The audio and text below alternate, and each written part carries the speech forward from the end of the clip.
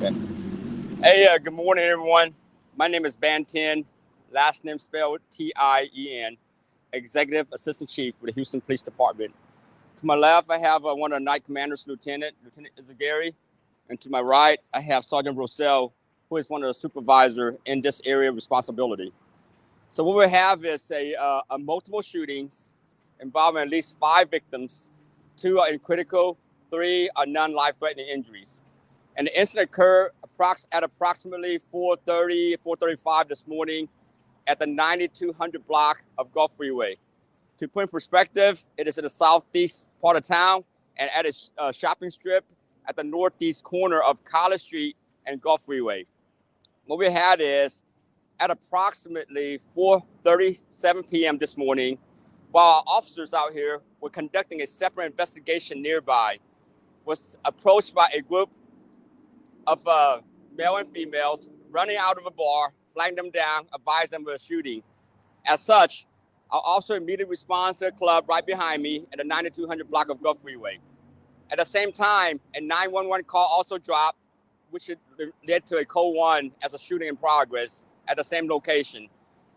Fortunately, our officer was nearby and was flagged down, was able to approach the scene, make it safe, and most important thing is to provide first aid, critical first aid and life-saving measure to one of the victims.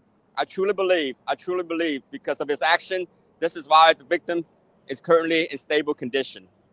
But again, he's still in the medical center. It's still getting worked on by the doctor. So let's keep him, and actually both of them in our prayers.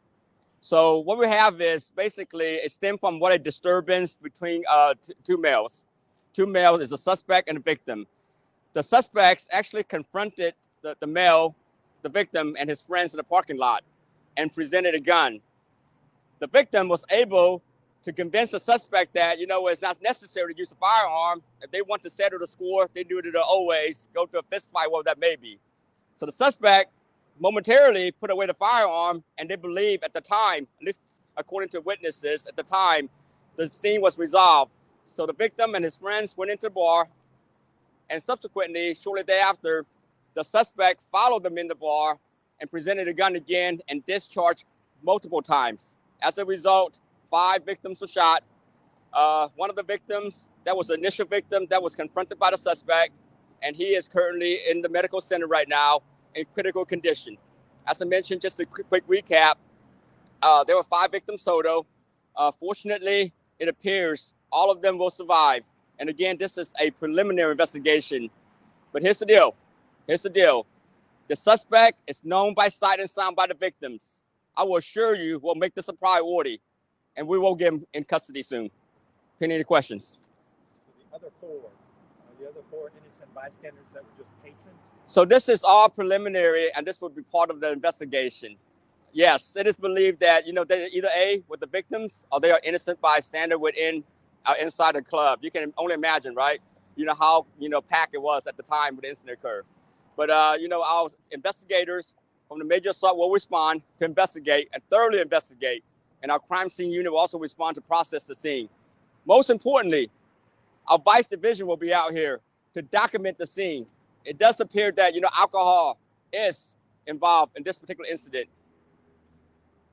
There have been multiple shooting calls to the same location within the past couple of months. Is that something that they're also reviewing? Yes, I was informed of that. There are like a few calls they dropped in the last month, maybe not at this particular location, but in the vicinity of. Again, as I mentioned earlier, that will be part of the investigation. That's why our vice division is responding. My chief will make this a priority, his priority, to ensure that we shut down all these kind of illegal activities down. But hey, I do want to mention one thing. We, the city of Houston, cover over 600 square miles.